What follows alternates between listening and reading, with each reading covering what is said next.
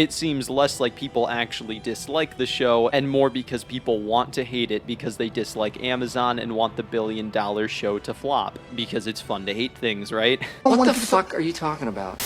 Ah, shit. Beat the shit out you, nigga.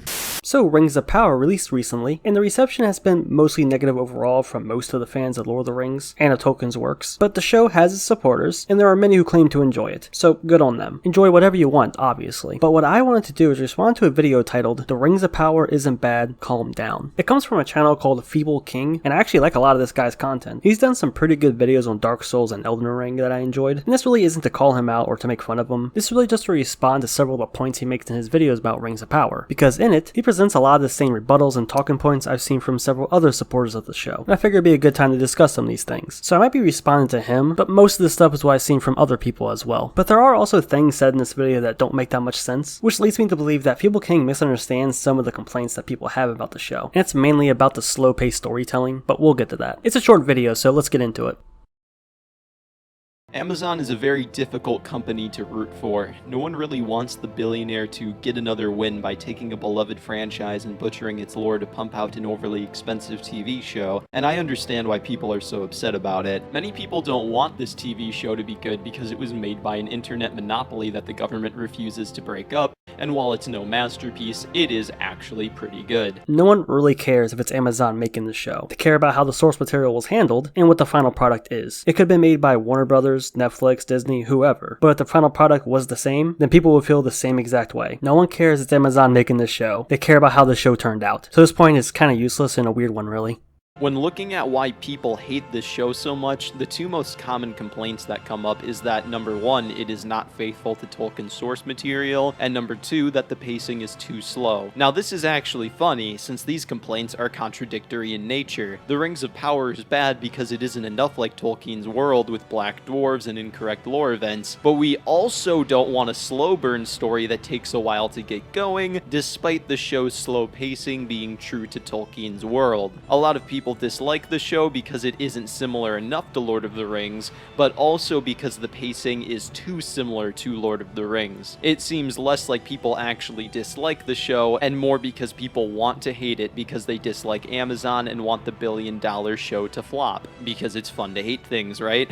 So the Amazon comment at the end, again, like we just said, is irrelevant. So let's talk about the two complaints he brought up. Not faithful to the source material, and too slow. The first point is actually the main reason why most fans don't like the show, so that is correct. And yes, another main complaint is that it's very slowly paced. But it's just really interesting that he believes these are two contradictory things, all because Tolkien's books are slower paced. So therefore the show is actually accurate, which is something that people say the show isn't. Now this is what I really want to talk about the most. So let me explain why what he's saying doesn't make any sense. So Tolkien's story is slower paced, but you know what they have that the show doesn't? An intriguing world, interesting characters, and well-written dialogue. Now the movies are also slower paced, but when compared to the Rings of Power, do you know what they have that the show is missing? Much better writing, more interesting characters, and a well-designed intriguing world. That's what pulls you in, so you stay for the long, slow-paced story. The books and the movies excel in these categories. I'm sorry, but Rings of Power is really lacking in the writing, characters, and acting department. Towards the end of the video, he actually talks about this stuff, so I might as well show that part now. The acting is great, the dialogue is pretty good and captures the different races and cultures of dwarves, elves, humans, and Harfoots really well,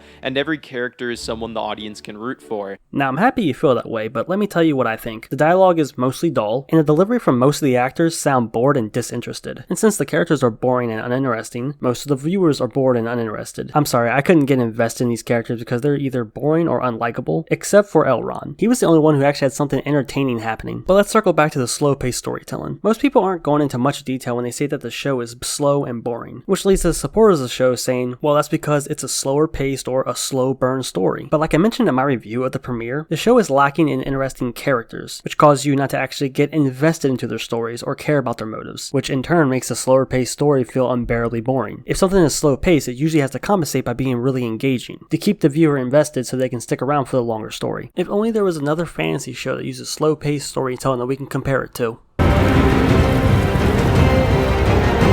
Game of Thrones, especially season 1, is arguably just as slow or slower paced than Rings of Power. But even by comparing just the first 2 episodes of the show, Game of Thrones remains engaging throughout, even though the story unfolds very slowly. Why is that? Well, the writing and acting is on point, the characters are interesting, and their motives and goals are enticing, and the world is very rich with detail. All of this is what pulls you in. Hell, look at House of the Dragon, same deal there. Yes, the story is very slow paced in all 3 of these shows, but if the world, characters, and plot lines are presented half-assed and dull, then why should we the viewer care? And that's the Rings of Power's main issue. Just because something is slow paced doesn't mean it has to be boring. The show has to make up for the slow burn story with its characters, the writing, and the world to keep the viewers invested for the long haul. Game of Thrones did this, and the Jackson films did this. It seems like Feeble King and many other supporters are misunderstanding why one slower paced story works, like the books and the movies, and why the other one doesn't. In this case, the show. And just because the show is slower paced like Tolkien's works, that doesn't make it a contradiction when people say that the show is slow and boring. I mean, if you think it's interesting and the characters are well acted, and the dialogue is well written, then that's fine. It's good that you enjoy it, but I'm respectfully disagreeing.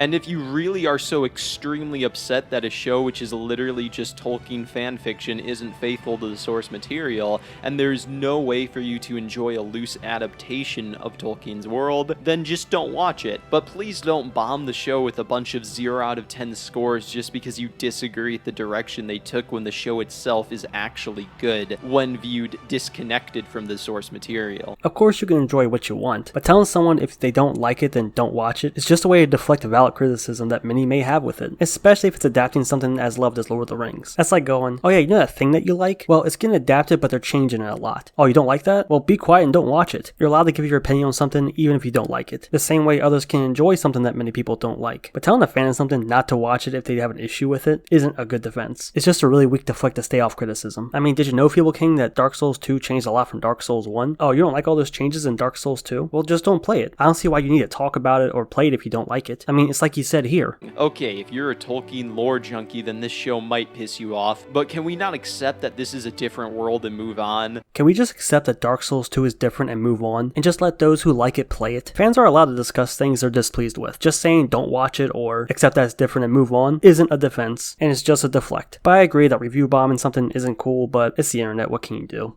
And to my surprise, some of the changes in the show I actually prefer to The Lord of the Rings. Elrond was always just another proud elvish dickhead in the movies, but now he's a charming but still flawed elf whose actor has a sensitive charisma in his performance. I'm sorry, the fuck you say about Elrond? Man, you better square up. I am the one, the way your son don't need a gun. I like both of them, honestly. And Elrond in the show is the only interesting character with a storyline that isn't boring so far. I don't have anything to add, I just thought this part was funny.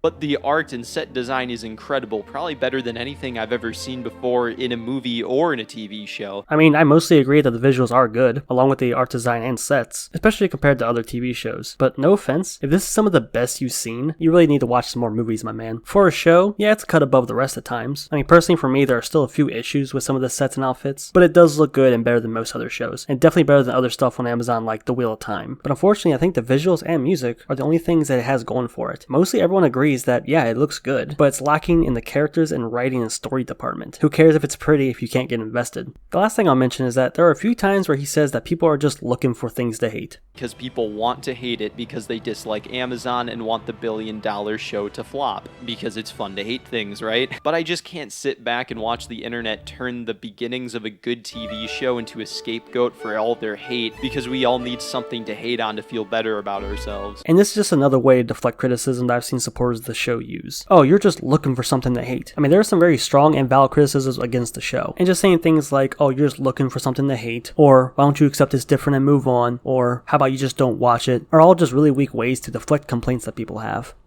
And that'll about do it for the video. And again, I want to stress that this isn't to call out Feeble King, and I'm not telling him or anyone else that they can't like the show. I just want to make a response because he really touched on most of the counter arguments I've seen from people who like the show. And this just felt like a good way to discuss all that. And I hope this video was easy to follow because I kind of addressed this video out of order, so I hope that it all made sense. And again, no hate towards Feeble King. I like a lot of his videos. And I'll end this video by giving a nice big shout out to the channel members. You guys are the reason why I keep doing this. If you're interested in becoming a channel member, click the join button down below and check out the perks. If they interest you, consider joining. Or not, it don't matter. None of this matters.